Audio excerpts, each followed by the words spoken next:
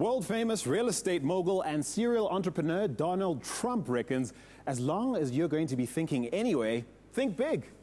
On It's My Biz, our small business owners prove they're not afraid of dreaming big. Join us and vote small business. Meet legends in the making right here on the all-new season of It's My Biz.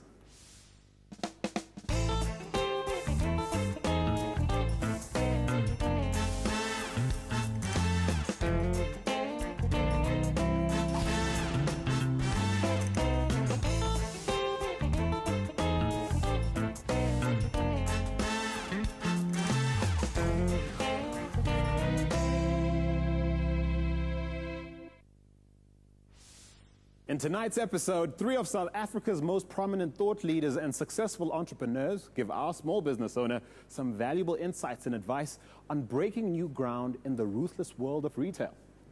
In a few short years, he's grown from home office to head office. And for Fawaz Saleh, it's just the beginning. I went to meet Fawaz at his headquarters in Parow in the Western Cape.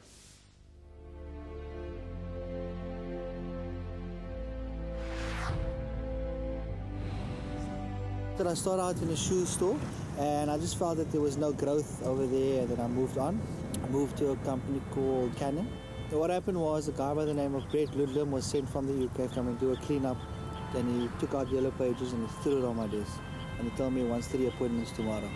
Out of the 3 clients that I saw, 2 resulted in a sale. Yeah, when he actually came back, he said that, you know what, Fawaz, you've got what it takes to start your own business. You need to do something.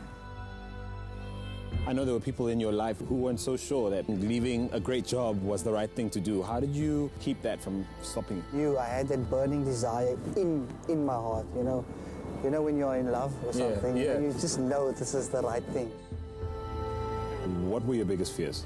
We all need to live, we all need to get paid a salary. When I left, I brought in 2 big copier deals where I could actually survive on for the next 3 to 6 months. I had like a little pension fund of like about 15,000. Then I bought 2 machines for like 30,000 for both. And I just sold them easy like for 80,000.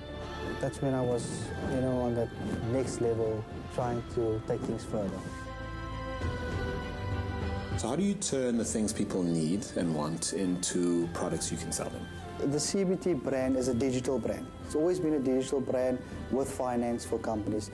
We've just changed the concept slightly, moving it into people in their personal capacity. We want to make things easier for people, all right? We give them whatever they want, whether it be a TV, a fridge, a washing machine, 20,000 or 50,000 rand cash, we can make it happen for them. We can service a clientele nationally, and we do our delivery time within 48 to 72 hours. So that's how quick you'll get your stuff. Tell me what the challenges are in your business. We'd obviously like to move from where we are now to the next level, right? Which is our retail store. Something that we've been given thought for quite some time now. It is quite pricey, quite expensive to get something off the ground like that. That's the main challenge right now. And I want CBT International to be recognized as a good, strong brand. Give us a metaphor for running a business. Love what you do and you'll never work a day in your life. So what would you like to learn from our thought leaders? There's always something to learn from everybody. So I'd obviously want them to, guide us a bit on, our business module and stuff like that. Here is tonight's small business trailblazer, Fawaz Saleh. In a moment, the thought leaders will be getting to the bottom of Fawaz's business challenges. They'll be asking questions and sharing insights based on their own experience, building some of the most successful brands and businesses we know. Here's more. Real winners don't create opportunities, they respond to them. I'm David Bate, banker, winemaker, entrepreneur. If you want to win big as a small business owner, go all in or go work for someone else. Hi, my name's Jenna Clifford. I'm a jeweler and also founder and creative director of Jenna Clifford Designs. I'm passionate about what I do, and jewelry and primordial energy is my game. I'm Paul Raffaeli, one half of Nomu Brands. We make everything from hot chocolate to spice rubs and liquid concentrate to stocks called Fonds. What I hope to bring to this is a little bit of sophistication, and a bit of cleverness in categories that can otherwise become quite boring quite quickly. What will the thought leaders think of Fawaz's big plans for the future? We'll soon see after the break. Thanks Revolving Business Credit Cards, you can either earn rewards or get cash back when you settle early. Thanks Revolving Business Credit Cards, you can either earn rewards or get cash back when you settle early. CBT International, leading credit merchant office automation company.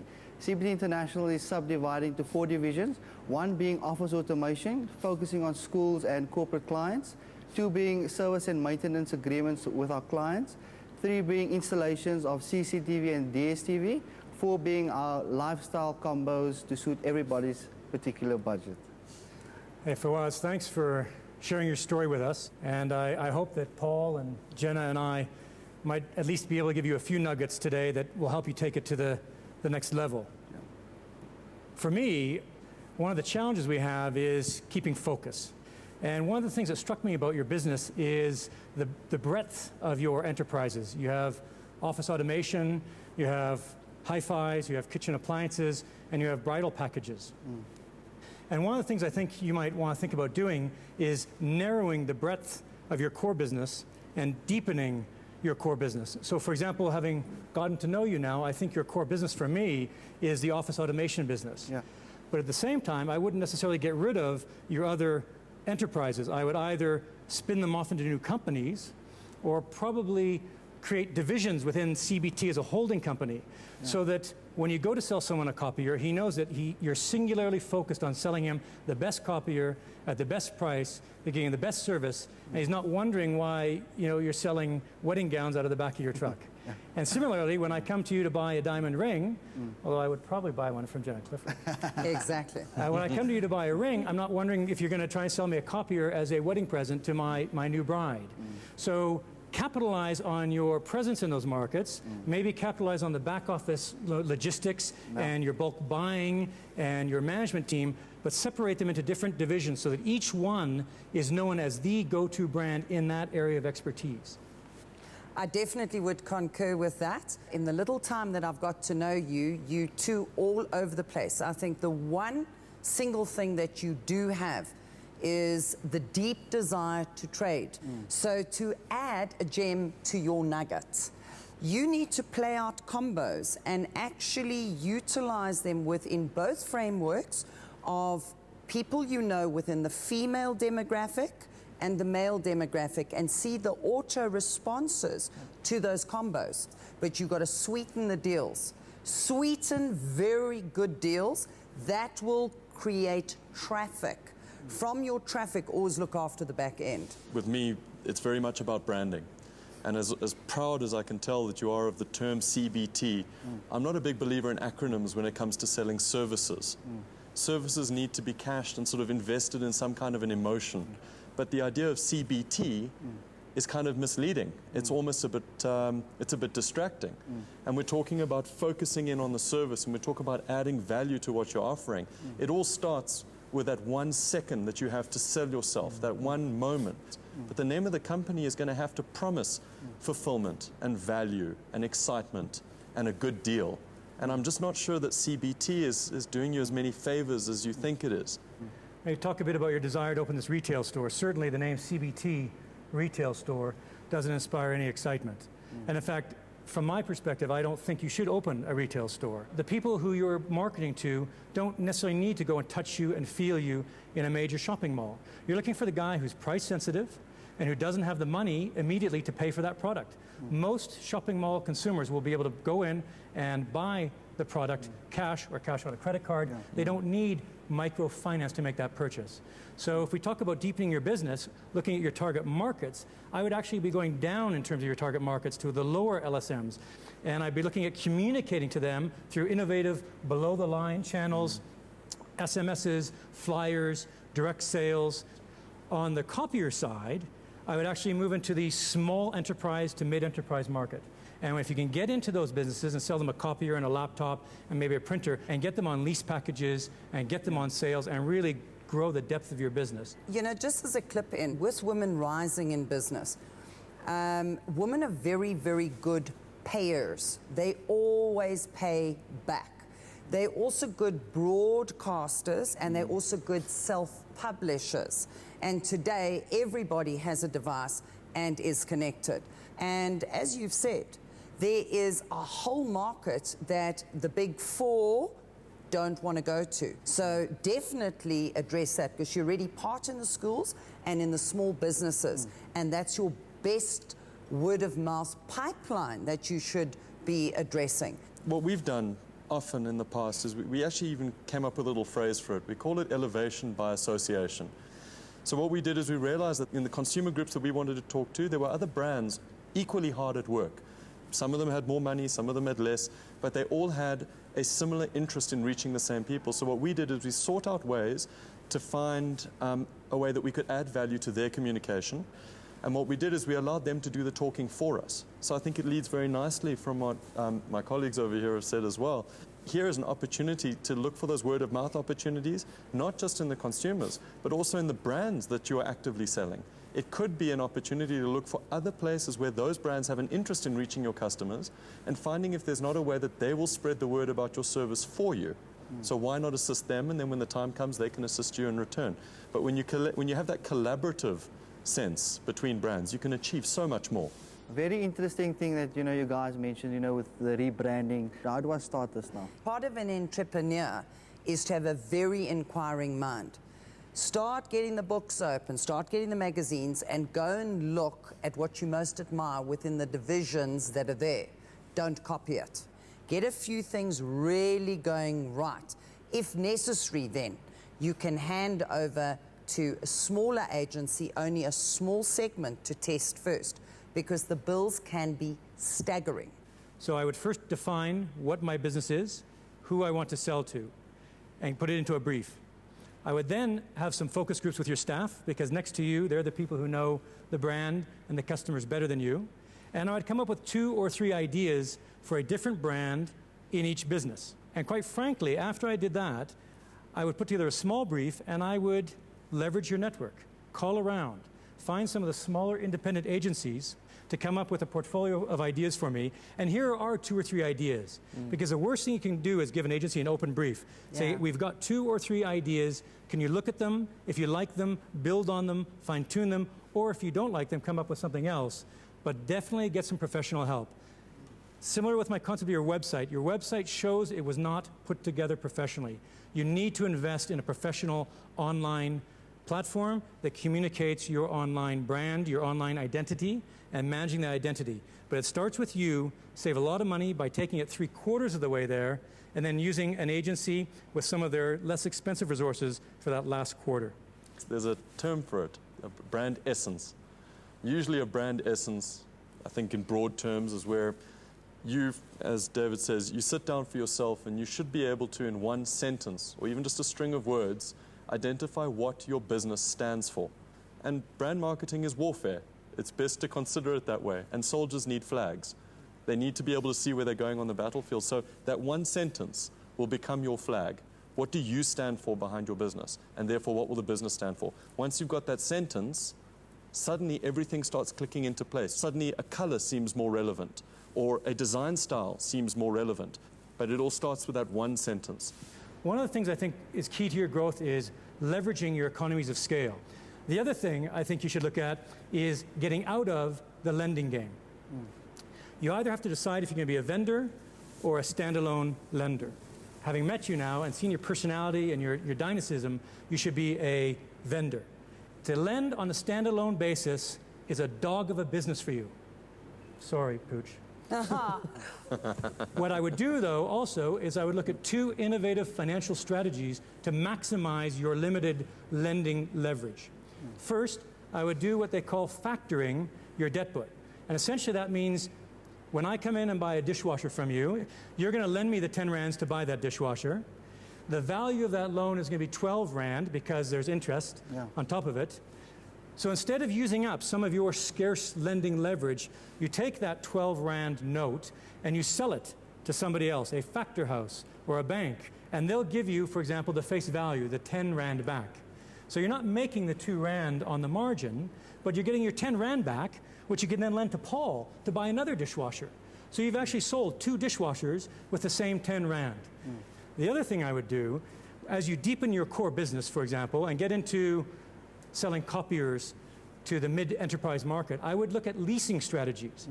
And you can lease to them at a very profitable rate, and then take that lease and again assign it to a bank or a micro lender or even a private equity fund who will pay you face value or just less than face value. But again, what you're doing is you're accelerating the velocity of your cash flow. And by doing that, you're accelerating the velocity of your profits and your turnover. So I would really look at those financial strategies to take the little pool of cash or the little bit of lending leverage you have and maximizing it to maximize sales. David suggested Fawaz grow the depth of his business by focusing on office automation as his core business and then creating separate divisions to house his other business interests. Jenna pressed home the need to address the female market and making sure that both men and women are getting what they want from his combo packages. Paul touched on his elevation by association marketing strategy. That's partnering with other brands that can do the talking for you. We'll get Fawaz's response when we come back, as well as the top tips from our thought leaders. Thanks revolving business credit cards, you can either earn rewards or get cash back when you settle early. Thanks revolving business credit cards, you can either earn rewards or get cash back when you settle early. Read about this business in the Business Report this Friday. Fawaz, lots of valuable advice, lots to think about. Now, David suggested focusing on office automation as your core business and then creating different divisions or silos within CBT. Well, I think it's an excellent point to start off with. It's definitely something that we're doing, but I feel that we can focus more on, refining things and, doing a bit better in that area. Paul's elevation by association is a great cost-effective marketing strategy, collaborating with other brands, offering them value, and then getting them to do the talking for you. We have done it in the past, but I feel that we can, relook at everything again and just do a bit more of, what we've done. Okay, well, Jenna made the important point about the spending power of women, and of course, creating packages that speak to both men and women, and making sure everyone gets what they want. I've never thought about it before in that light, but I feel that there should be something for everybody, and by me obviously servicing a wider clientele will obviously benefit the business. Fawaz, well, let's leave you with some final thoughts and top tips from tonight's thought leaders. I'd like to leave you with 4 key points to think about as you look at moving your business beyond its current form. First, focus. Concentrate on your core business, deepen it, keep the other businesses, but narrow your breadth and really expand your core focus. Secondly, find your target markets. On the corporate side, I think it's the mid-enterprise corporate market, and on the retail side, it's definitely a lower-end group, an aspirational group, which is looking for the best quality at the least expensive price with easy money and great service. Third, fine-tune your finance. Don't lend unless you're lending into a sale. Factor your debt book. Look at leasing. And also look at containing your costs by leveraging synergies between your different business units in trucking, in back office expenses, and in purchasing power. Because as you grow, you should be relentlessly targeting your wholesalers, your suppliers, for better pricing and better terms. And finally, fine-tune, fix, and find your online identity. You've got a lot of potential, but you need to communicate a clear message, an instant message that tells me, as a customer, what you're offering me and why I should shop with you rather than anybody else. Thanks, Fawaz. It's nearly Women's Month. And I think any business person out there must seriously see the girl child has a brain, very educated, getting more dynamic, building confidence. They're not to be underestimated in the business markets. Women also talk a lot and are always on these systems. So definitely look into that and look in real deep. And then, not that I'm quite the clothes fashionista, but I think that's something to be very carefully considered when one's starting a business, that your grooming and your dress code isn't boring, but it isn't too risque and too avant-garde, because people are very judgment orientated, and sometimes something small can be the defining benchmark of you either getting the deal or not getting the deal. And people, particularly women, feel, are you genuine or are you not? So that would be very important. Fawaz, my message to you is the same as always. I think what you need to do is have the time to consider what your company is going to be known for. Not what it does, but what it gets known for. And you need to do that and refine it down to one sentence. Once you figure that out, you're at the verge of being able to brief an external creative body, someone who can bring some ideas towards giving you a brand, and that becomes what you guys will rally around and what your company will suddenly be able to fight behind as well. I think the first step that I would suggest is basically get your branding sorted and strong. And once you've got that, a lot of the creativity will just click together. And I think then that's where the real fun starts as well. Fawaz, advice from some of South Africa's greatest business leaders and minds. What's next? Well, firstly, we're going to have to look at rebranding CBT, look at different ways and means of marketing. Secondly, we'll obviously look at the office automation side of things. And then thirdly, we'd obviously look at our target market and our audience that we'd like to attract. Well, all the best. To see the thought leaders' top tips again, go to the Nedbank Small Business website. That's simply bizz.co.za. You'll also find useful tools and special offers that'll help you drive your business success. Well, thank you for joining us tonight on Nedbank's big show for small business. Nedbank has made its vote for small business by supporting and promoting a number of platforms, products and offers that can help you in your small business. Here's more. As a small business owner, you know that cash flow is a volatile thing. Some months you have plenty of cash, and other months it runs dry. So what you need from a bank is flexibility. Nedbank offers you just that with a revolving business credit card, and it's the first in South Africa. With a Nedbank revolving business credit card, you can extend your payment terms. You benefit from up to 55 days interest-free credit. You can choose to pay the minimum of 5% on your month-end outstanding balance or the full outstanding balance 10 or more days before it's due to get cash back or earn Nedbank Greenbacks points. And you can redeem your points for things like flights, weekends away, electronic gadgets, business supplies, and even for investing in Ned Group Investments unit trusts. It's the kind of solution you'd expect from a partner that votes small business. Get greater flexibility today. Sign up for Nedbank's comprehensive business offering at simplybizz.co.za. Nedbank is proud to vote small business. Make things happen. Nedbank. You are actually dealing with derived demand. Let me tell you what's going on. Opposition's good because it makes you move. And I do actually see that you're needing to now go the next step. And you're asking, how do we do that? In my business, I outsource a lot of my functions, the functions that aren't my strengths. More people hear about you within your expertise, the better you are going to do. Show them that you are an essential part of their business, moving forward, helping them grow. Make it palatable, make it easy. And in that way, people start using you for small things. How do I market with very little budget?